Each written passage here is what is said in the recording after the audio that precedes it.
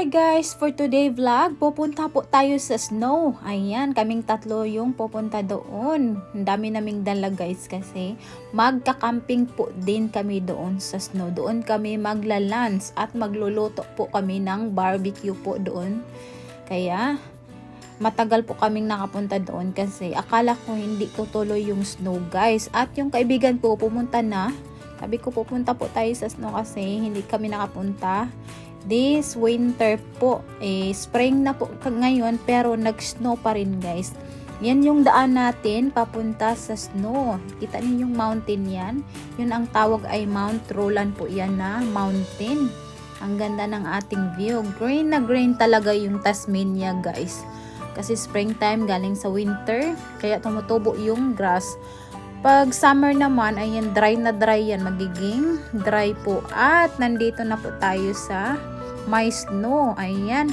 Malapit na po tayo sa Snow Falls. Kasi nakakita na po tayo ng snow sa daan. Kunti-kunti lang po.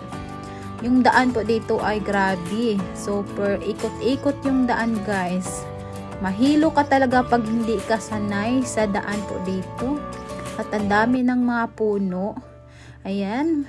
Ang saya-saya ko na kasi malapit na po tayong darating sa snow. Ayan, excited na po ako guys. Ayan. At guys, ayan, dumadami na yung snow guys. Ayan. At nag-snow falls talaga. Ayan guys, diba? Excited na tayong lumabas sa car at magpaulan sa snow. Kaya hindi pa pwede dyan kasi doon po tayo sa ano talaga. Saan tayo?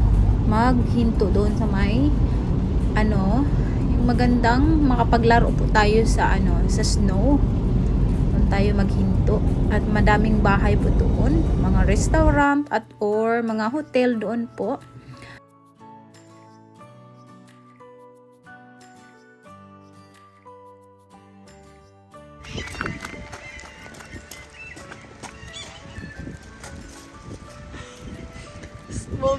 Guys, diba ang saya-saya ko na, umulan na ng snowfalls na. Ayan, dumating na po tayo. Excited na at yung anak ko din. Ayan, lalakad po tayo sa may walking track. Ayan, umuulan na po talaga siya ng snow at nagagawa po din kami ng snowman, diba? Para akong bata guys. Parang hindi pa nakapunta ng snowfalls. Pangatlo ko po tong snowfalls na since na po ako dito sa Australia. 10 years na kami ng aking anak. Ayan, kinakain ko pa yung snow guys. Ayan, diba? Masarap yung snow guys. At guys, nakakita po tayo ng wombat. Ang laki ng wombat guys, diba? Ang laki. Sabi ng anak ko, gusto doon yung itat. Sabi ko, wag kasi yan sila. Sharp po yan sila guys.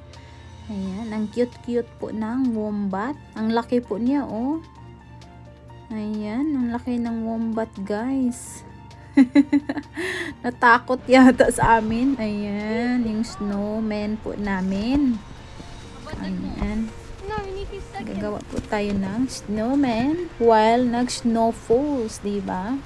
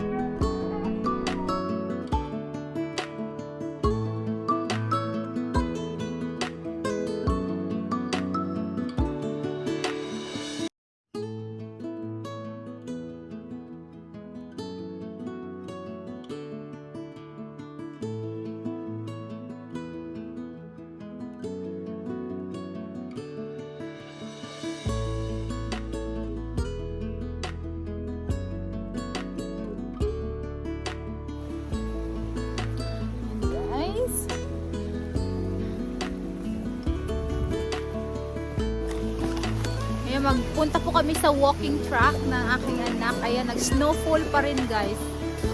Lumabas na yung sun.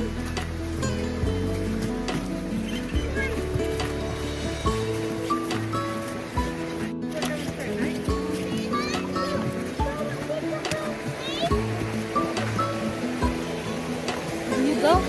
Yeah. Ayan, ang ganda.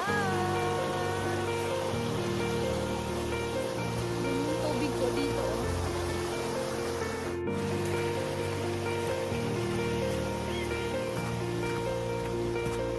Punta tayo sa walking track guys.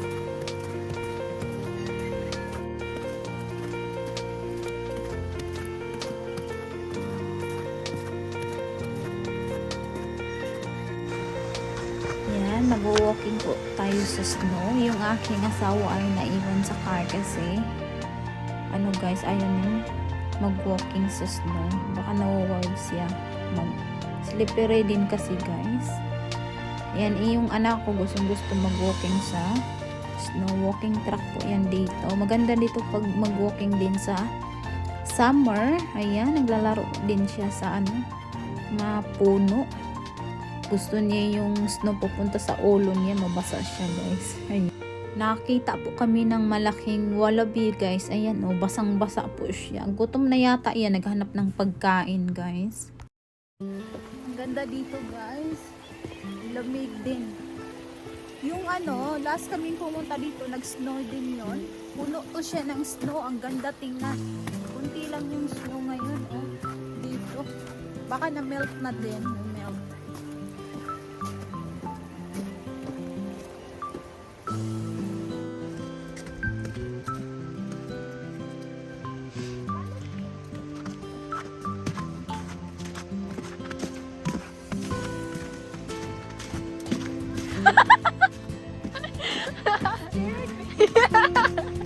That was so bad luck. What is it? Dito na po kami sa car park. Magluluto na po kami ng sausages with bread lang po yung aming kakainin sa lunch. Ayan. At mahangin pa rin guys. Kaya nahirapan po kami sa aming maliit na lulutuan. Ayan. Matagal po siyang uminit kasi mahangin pa rin kahit nilagyan na namin siya ng kunting ibang hindi siya maano ng hangin, lilipad yung init niya sa hangin. Yan, matagal-tagal din po siyang naluto kasi nga malamig at mahangin po siya. Ayan. Ito na yung aming sausages guys. Ayan, nag-brown na po siya. Malapit nang maluto at nag-init kami ng tubig para sa aming coffee. Kasi lamig. Kailangan natin ng coffee guys. Very handy talaga to yung maliit naming camping gear. Ayan. Madali lang din siya mainit. At ayan, nakagawa na po tayo ng coffee guys. Mag-inom na po tayo ng coffee time while nagluluto kasi matagal-tagal din yung ating sausages na barbecue kasi nga siya, mahangin at malamig at naubusan pala kami ng ng gas kaya nag-change po kami guys. At ayan, mag-coffee na po tayo. Ayan guys, ang sarap ng coffee pag malamig.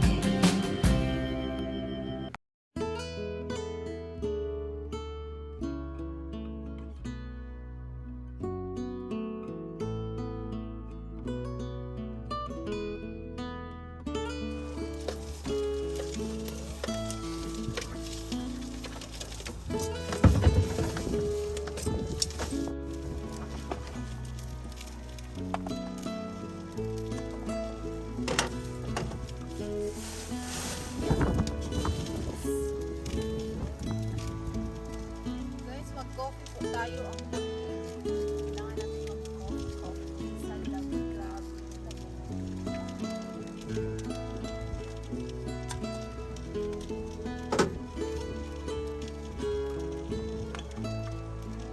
Sarap ng coffee.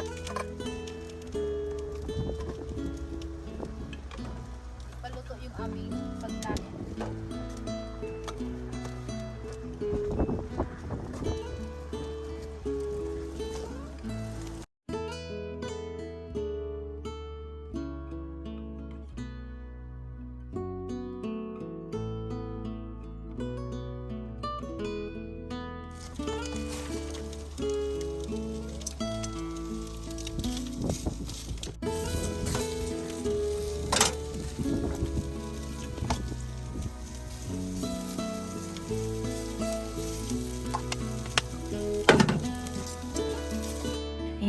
while naghihintay, chika-chika muna kami sa aking hubby. While nagko-coffee po kami. Grabe, nag-enjoy kaming dalawa sa coffee namin. At yung anak ko nasa loob lang ng car kasi nilamig na po siya. At nagtanggal ng mga shoes. Kaya ayaw na niyang lumabas. So kami na lang dalawa yung nasa labas kasi nilalamig na po siya. Nabasa kasi siya, guys. Nagdala man siya ng damit pero ayaw niyang magbihis. Kaya yun. Kasi pinadala ko po siya ng extrang damit kasi nga minsan naglay down po kami sa sa snow before at naluto na siya, guys. Ayan, nakatikim na po ako ng isa. At yung anak ko binigyan ko na din. Kasi nagutom na din, guys, sa kalaro ng snow. Kami lahat gutom na. Kasi na yan, 1 PM na yata yan or malapit na po siyang 2 PM. Ayan, luto na yung chicken wings ko din. Ang sarap ng chicken wings nila, guys. Marinated na yan. Binili ko lang galing yan sa shop. Ayan. Kaya guys, kunti lang yung binili ko kasi nga hindi naman kakain yung aking asawa ng chicken wing. Ayan, nag-snowfalls na po siya, guys, before kami pauwi na. Ayan, nasa car park na, diba? Ang saya-saya ko na nag-snowfalls ulit. Kaya sabi ko ng asawa ko, videohan mo ako para talaga akong bata, guys. Kasi nga, minsan lang ako nakapag-experience ng snowfalls. Kasi palagi kami pupunta sa snow. Hindi naman siya nag-snowfalls. And mainit siya. Kaya ang saya-saya ko talaga. Kasi pangatlo ko po yung experience na snowfalls. On the way home na po tayo, guys. Umuulan pa rin ng snowfalls pa rin. Ayan. Ang ganda. Ano pa yan? Mamaya pa yan mag-stop yata. Ayan. At yung aking anak, guys, nakatulog. Napagod na talaga siya sa kalaro sa snow. Ayan. Tulog po siya. At nagdaan po tayo sa cemetery ng aking father-in-law po. Dito po yan siya nilibing. At madaanan lang po namin siya. Ayan. At yung daan po natin pa uwi ng bahay. Talaga siya, guys, paikot-ikot yung daan po dito. Pero ang ganda ng view, diba? Oh, ang maganda yung panahon po dito.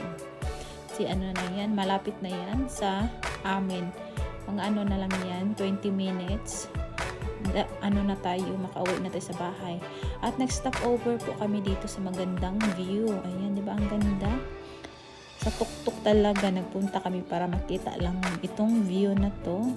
Ayan. Ang ganda, guys.